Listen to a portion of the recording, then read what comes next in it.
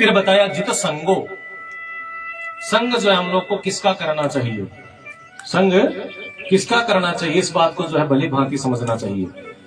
आप जैसे व्यक्ति के साथ रहेंगे धीरे धीरे महाराज आप भी वैसे ही हो जाएंगे। एक शराबी व्यक्ति आपको शराब पिलाना सिखा सकता है, वो आपको सत्संगी कभी नहीं बना सकता। एक जो गंजेड़ी होता है गांजा पीने वाला, वो आपको गांजा पीना सिखा देगा, लेकिन भगवान का सत्संग करना वो नहीं सिखा सकता, क्योंकि उसको स्वयं के पास सत्संग नहीं है। हम किसका संग करते हैं, यह बड़ा हमारे जीवन पर सबसे ज्यादा प्रभाव जो बंधुओं संग का ही पड़ता है। व्यक्ति हम किसके साथ रहते हैं। भगवान श्री रामचरितमानस की जो कथा है, भगवान श्री राम की, भगवान को वनवास किस कारण हुआ, भगवान को वनवास किसके कारण हुआ।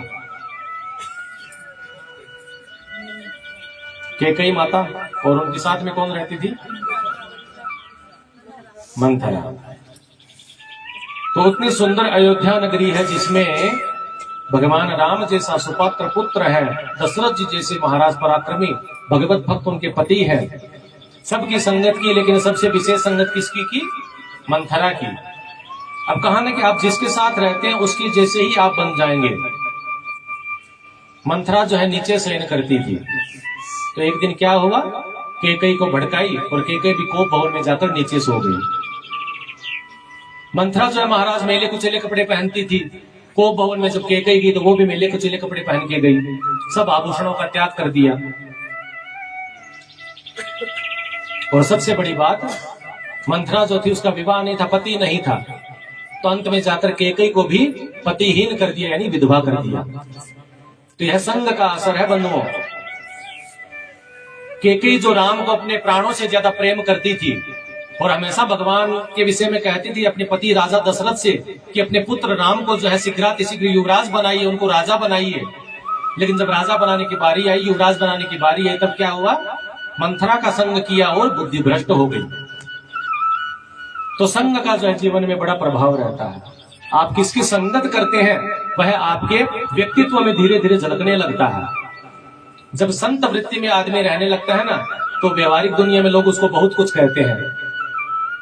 आप पहले बहुत ज्यादा बोलिए, फिर किसी सत्संग में जाइए, आपके जीवन में जब बदलाव आएगा तो लोग हो सकता है आपको अहंकारी भी कहने लग जाएंगे, घमंडी भी कहने लग जाएंगे। पहले तो बड़ा बोलता था, बड़ी हंसी मजाक करता था, आज तो बड़ा शांत शांत रहता है, पता नहीं अपने आप को क्या समझने लग गया है। यह संग का असर होता है महाराज। हमें यह जीवन क्यों मिला है, इस जीवन के विषय में आगे हम लोग विस्तृत चर्चा करेंगे कि हमारा यह जीवन क्यों है। केवल भोग विलासिता के लिए और बातचीत करने के लिए, एक दूसरे की चुगली करने के लिए यह जीवन मिला है, तब तो और योनियों में भी वही होता है। हमें जो खाने पीने में, शयन करने में जो आनंद आता है, हम लोग जो बढ़िया स्लीप वेल के गद्दे पे जो सोते हैं, जो हमको आनंद आता है ना, वह आनंद गधे को जो रात की जो लपेटी होती है ना, अकुलडी जिना पापड़ी भाषा में मारवाड़ी में अकुलडी गांव देहात में होती है ना, जहां हम लोग सब कचरा डालते हैं, एक गधा वहां लेटता है ना, तो उसको भी वही आनंद आता है जो हमको बढ़िया स्लीप वेल के गद्दे में सोने में आनंद आता है।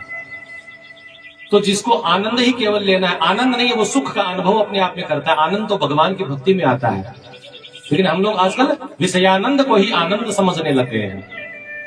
तो महाराज कहा जित संगो, संग जब आप जीत लेंगे तो जितेंद्रिय, अपनी इंद्रियों को जीतिए।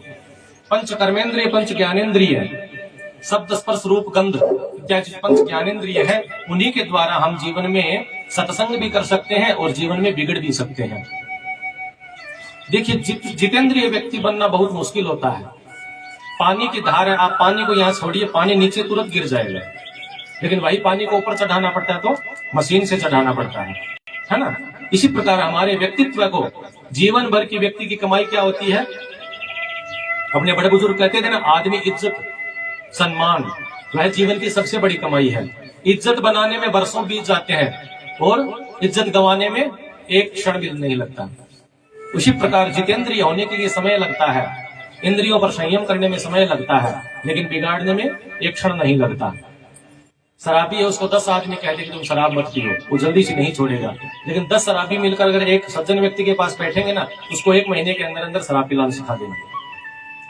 वास्तविकता यह है, 90% यही होता है कि आप जो है सत्संग नहीं कर पाएंगे, लेकिन जीवन को बिगाड़ तुरंत लेंगे। और कहा कि राजन जब इस प्रकार हो जाए तो स्थूले भगवतो रूपे मनः संधारय धिया। भगवान के दो प्रकार के ध्यान बताए कि भगवान का स्थूल